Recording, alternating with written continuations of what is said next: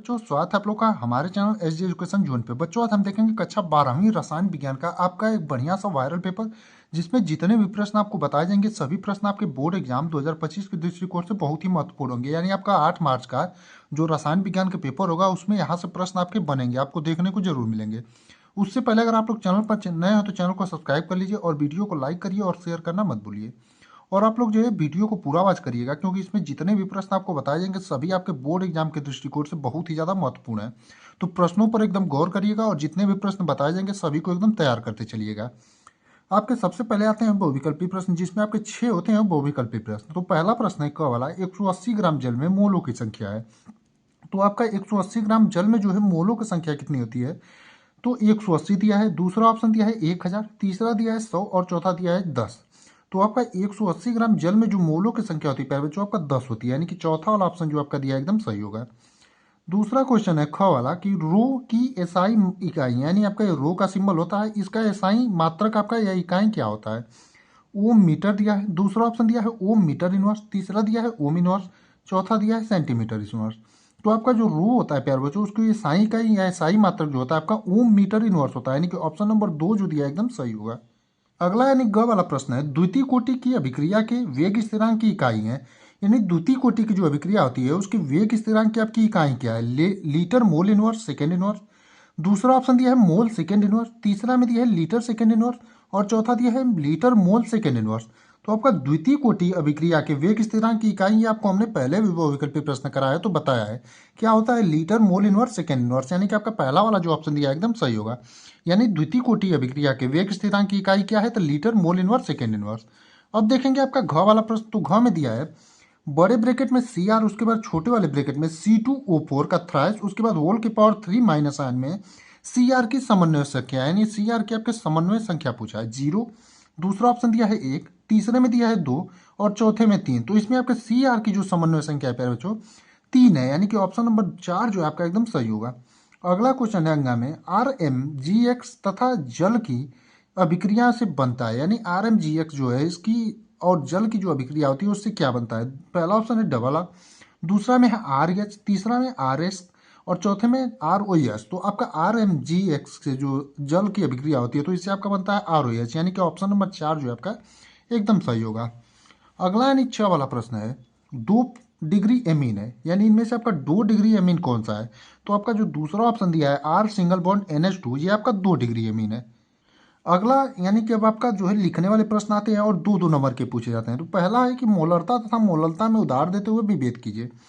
तो मोलरता तथा मोललता में आपको उधार देते हुए इनका विभेद करना होता है और इनकी परिभाषा और इनका जो है सूत्र बहुत ही ज़्यादा इंपॉर्टेंट होता है और यहाँ से आपके न्यूमेरिकल भी पूछते हैं। तो मोलरता और मोललता को आप लोग एकदम बढ़िया से तैयार कर जाइएगा और आपको क्लासेस इसकी पहले से कराई गई हैं। अगर आप लोगों ने क्लासेस नहीं देखी हो तो जा करके जरूर देखें। अगला ख वाला प्रश्न है, क्या फेरिक आयन द्वारा ब्रोमाइड आयन का ब्रोमीन में ऑक्सीकरण संभव है? तो ये आपको बताना है क्या फेरिक आयन द्वारा ब्रोमाइड आयन का ब्रोमीन में ऑक्सीकरण संभव है, और ये आपको जो दिया है समीकरण इसके हिसाब से करना है।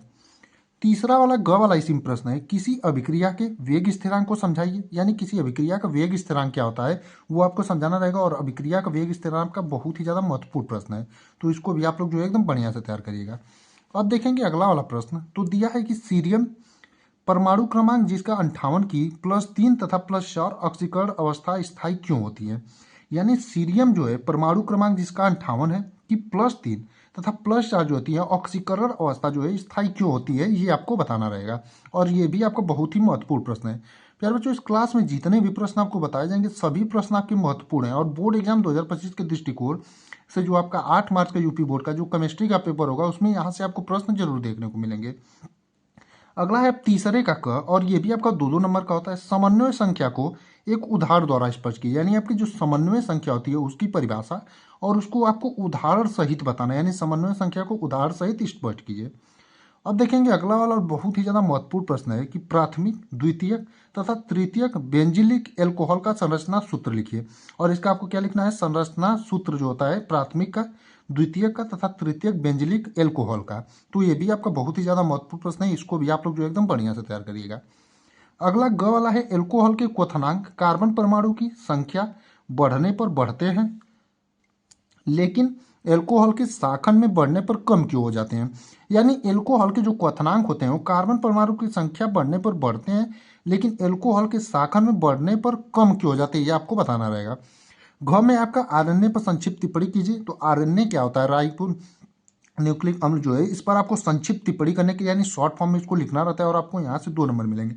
और ये भी आपका बहुत ही ज़्यादा महत्वपूर्ण प्रश्न है और ये भी हमेशा पूछा जाता है आपका केमिस्ट्री में। अब देखेंगे आपका चौथे से और चौथा वाला जो प्रश्न होंगे आपके 3-3 नंबर के होंगे, जिसमें पहला है हेलो एरिन में इलेक्ट्रॉन रागी प्रतिस्थापन अभिक्रिया की क्रिया विधि उदाहरण की सहायता से समझाइए। और ये जो क्वेश्चन हमने जब क्लास कराया था आपको, जो आपके इंपॉर्टेंट क्वेश्चनों का क्लास केमिस्ट्री का करा रहे थे, उसको एकदम बढ़िया से बताया है। तो आप लोग इसके आंसर जो है आप लोग जाकर के क्लास से देख सकते हैं। और जिस भी क्वेश्चन के आपको आंसर में दिक्कत होगी आप लोग कमेंट करेंगे तो उसका आंसर भी आपको पुनः से वीडियो बना करके बता दिया जाएगा। तो हेलो एरिन में इलेक्ट्रॉन रागी प्रतिस्थापन अभिक्रिया की क्रिया विधि उदाहरण की सहायता से समझाइए। ये भी आपका बहुत ही महत्वपूर्ण प्रश्न है और बार बार जो है आपका रिपीटेड रहा है, तो इसको भी आप लोग एकदम बढ़िया से तैयार करिएगा। अगला है ख में हेलो एल्कोन के विलोपन अभिक्रिया तथा प्रतिस्थापन अभिक्रिया में उदाहरण द्वारा अंतर स्पष्ट कीजिए। यानी हेलो एल्केन के जो विलोपन अभिक्रिया होती है और इसकी जो प्रतिस्थापन अभिक्रिया होती है, दोनों में आपको क्या बताना है, अंतर बताना है, वो भी उदाहरण के साथ। तो ये भी आप लोग एकदम बढ़िया से तैयार करिए। ये आपको एक ही चैप्टर में मिल जाएगा, हेलो एल्केन और हेलो एरिन वाले चैप्टर में। अब अगला ग में प्रश्न है आपका और प्रत्येक जो है 1-1 नंबर के होंगे। फिनॉल को निम्नलिखित में से प्राप्त करने की क्रिया का रासायनिक समीकरण लिखिए। यानी क्लोरोबेंजीन से फिनॉल कैसे आप प्राप्त करेंगे, इसका केवल आपको रासायनिक समीकरण लिखना है। एनिलीन से आप जो है फिनॉल कैसे प्राप्त करेंगे और बेंजीन से। और ये जो तीनों है हमने आपको पहले ही क्लास करा करके बता दिया है कि आप तीनों से जो है फिनॉल कैसे प्राप्त कर सकते हैं। इसीलिए हम जब क्लास करा रहे थे तो आप लोगों को बोल रहे थे जो भी क्वेश्चन है आप लोग बढ़िया से तैयार करिएगा, ताकि आपको जब पेपर सॉल्व कराएं तो आप लोग तुरंत अपने आप से आंसर याद रहे आपको और पता चल सके कि आपको कितने महत्वपूर्ण प्रश्न कराए गए थे। तो तीनों का जो है आप क्लोरोबेंजीन से, एनिलीन से और बेंजीन से जो फिनॉल प्राप्त करने की अभिक्रिया है रासायनिक समीकरण, ये भी आपको बताया गया, तो इसको भी जा करके जरूर देखें। अगर आपको दिक्कत होगी तो दोबारा से बता दिया जाएगा, आप लोग कमेंट करिएगा। घ में निम्नलिखित अभिक्रियाओं के रासायनिक समीकरण लिखिए। पहला है रोजनमुंड अपचयन। यानी रोजनमुंड जो अपचयन है इसका सिर्फ आपको रासायनिक समीकरण लिखना है, अभिक्रिया के बारे में नहीं लिखना है कि अभिक्रिया क्या होती है, सिर्फ इसका समीकरण जो हमने उदाहरण के रूप में बताया था वो लिखना है। अगला है स्टीफेन अभिक्रिया। यानी स्टीफेन अभिक्रिया का आपको क्या लिखना है, समीकरण लिखना है। उदाहरण यानी कि इसका बस रासायनिक जो समीकरण उदाहरण के रूप में हमने बताया था वो लिखना है। अगला है गाटरमान कोख अभिक्रिया। यानी गाटरमान कोख अभिक्रिया का आपको जो रासायनिक समीकरण हमने उदाहरण के रूप में बताया था वो लिखना है। अब देखेंगे पांचवें से जो आपका प्रश्न है वो आपके 4-4 नंबर के हैं। तो पांचवें का क्या है, मोलर चालकता को समझाइए। यानी मोलर चालकता का परिभाषा क्या होता है ये भी आपको बता दिया गया है। और 0 मोल लीटर इनवर्स केसीएल विलियन से भरे सेल का प्रतिरोध 480 ओम है। बिलियन की मोलर चालकता परिकलित कीजिए। और सेल स्थिरांक जो आपको दिया है 1.29 सेंटीमीटर इनवर्स। और आपको न्यूमेरिकल वाले जो क्लास कराए गए हैं उसमें ऐसे न्यूमेरिकल आपको भर भर के कराए गए हैं। अगला भी आपका न्यूमेरिकल वाला है प्रश्न, प्रथम कोटि की अभिक्रिया को समझाइए। यानी कि प्रथम कोटि की अभिक्रिया क्या होती है उसको समझाइए। और प्रथम कोटि की एक अभिक्रिया के लिए वेग स्थिरांक के का मान 5.5 गुणे 10⁻14 सेकेंड इनवर्स है। अभिक्रिया के अर्धायुकाल की गणना कीजिए। और आपको न्यूमेरिकल की कम से कम 8 से 10 ऐसी क्लासेस कराई गई हैं और एकदम आपको एक एक न्यूमेरिकल चुन चुन के बताया गया है। तो आप लोग जो है क्लासेस को अगर बढ़िया से किए होंगे तो ये सभी प्रश्न आप सबको याद होना चाहिए। अगला और ये भी आपको कराया गया प्रश्न है और ये भी बहुत ही महत्वपूर्ण प्रश्न है कि लेंथेनाइड आकुंचन की स्पष्ट रूप से व्याख्या कीजिए तथा कारण बताइए कि संक्रमण तत्वों के अनेक यौगिक रंगीन क्यों होते हैं। आपको जो क्लासेस कराई गई हैं उसमें से बहुत सारे ऐसे क्वेश्चन इसमें से देखने को मिलेंगे जो आपको पहले ही बता दिए गए हैं। जिस बच्चे ने शुरू से हमारी क्लासेस की हैं उनमें से बहुत सारे ऐसे बच्चे होंगे जो इन सभी प्रश्नों में से बहुत सारे ऐसे प्रश्न होंगे वो अपने आप सॉल्व कर लेंगे। तो ये भी आपका बहुत महत्वपूर्ण प्रश्न है। लेंथेनाइड आकुंचन की स्पष्ट रूप से व्याख्या कीजिए तथा कारण बताइए कि संक्रमण तत्वों के अनेक यौगिक रंगीन क्यों होते हैं। अब अगला देखेंगे उप सहसंयोजन यौगिकों के संयोजकता आवरण सिद्धांत वीवीटी को समझाइए। और बहुत ही ज्यादा महत्वपूर्ण प्रश्न है और आपका लगभग हर बार बोर्ड एग्जाम में रिपीटेड रहता है। छठवें का प्रश्न आ जाएगा। छठवें से आपका जो है 4 प्रश्न 5-5 नंबर के रहेंगे। यानी छठवां वाला जो प्रश्न है आपका 5 नंबर का रहेगा। इसमें दिया है क में और इसमें आपको अथवा करके 2 ऑप्शन मिलेंगे, कोई एक करना रहेगा। तो पहला है राउल्ट के नियम की परिभाषा लिखिए। इस नियम के आधार पर विलय के मोलर द्रव्यमान को परिकलित करके करने का व्यंजक प्राप्त कीजिए। और बहुत ही ज्यादा महत्वपूर्ण प्रश्न है राउल्ट का नियम और हर बार आपका ये भी पूछा जाता है और इसको भी हमने पूरा एकदम डिटेल में आपको बताया है, तो इसको भी जा करके जरूर देखें। और जिस भी क्वेश्चन के आंसर में आपको दिक्कत होगी अगर आप कमेंट करेंगे तो आपको दोबारा से जो है आंसर बता दिया जाएगा। या अथवा में इसको करना रहेगा आपको वाष्प दाब में अवनमन का कारण समझाइए। किसी ताप पर शुद्ध विलायक का वाष्प दाब 0.745 बार है। 0.5 ग्राम अवाष्पशील विद्युत अपघट्य ठोस को 39 ग्राम विलायक जिसका मोलर द्रव्यमान 78 ग्राम मोल इनवर्स में घोला गया। प्राप्त विलयन का वाष्प दाब 0.740 बार है। ठोस का मोलर द्रव्यमान ज्ञात कीजिए, यानी आपको ठोस का इसमें क्या ज्ञात करना है, मोलर द्रव्यमान ज्ञात करना है। अब छठवें का ख में है और इसमें भी आपको 2 अथवा करके ऑप्शन मिलेंगे, कोई एक करना रहेगा। इसी प्रकार से आपका बोर्ड एग्जाम का भी जो पेपर आएगा इसी प्रकार से क्वेश्चन सेट होंगे। एल्डिहाइड के विरचन की 5 विधियों की अभिक्रियाओं का रासायनिक समीकरण लिखिए, यानी एल्डिहाइड की जो विरचन की 5 विधियां होती हैं उनकी अभिक्रियाओं का जो है आपको रासायनिक समीकरण लिखना रहेगा। अथवा में या फिर एल्डिहाइड तथा कीटोन में नाभिक रागी योगज अभिक्रिया की क्रियाविधि एक उदाहरण द्वारा समझाइए। एल्डोल संघनन तथा क्रॉस एल्डोल संघनन की अभिक्रिया का रासायनिक समीकरण लिखिए। और ये भी आपका बहुत ही इंपॉर्टेंट प्रश्न है, इसको भी आप लोग जो है एकदम बढ़िया से तैयार करेंगे, ऊपर वाला नहीं भी तैयार करेंगे, लेकिन ये जो आपका प्रश्न है अथवा में जो दिया है ये बहुत महत्वपूर्ण प्रश्न है, तो इसको आप लोग जो एकदम बढ़िया से तैयार करिएगा। अब अगला 7वां वाला और अंतिम प्रश्न जो आता है, 7 ही प्रश्न आपके बोर्ड एग्जाम में होते हैं और 7वें में भी आपका क ख होगा, जिसमें क में भी आपको 2 अथवा करके ऑप्शन मिलेंगे, कोई एक करना रहेगा। जैसे एरिल एमीन की अनुनादी संरचना लिखिए।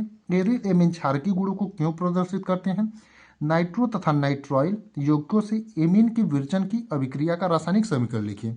अब ये वाला क्वेश्चन करिए या फिर अथवा में आपको निम्नलिखित का रासायनिक समीकरण लिखिए, यानी ये जो आपको 4 दिए गए हैं इनका केवल आपको क्या लिखना है, रासायनिक समीकरण लिखना है, जिसमें से 3 आपको 1-1 नंबर के हैं और चौथा वाला आपका 2 नंबर का है। जैसे पहला दिया है ग्रेबियल थैलिमाइड संश्लेषण, यानी ग्रेबियल थैलिमाइड संश्लेषण का आपको केवल रासायनिक समीकरण लिखना है।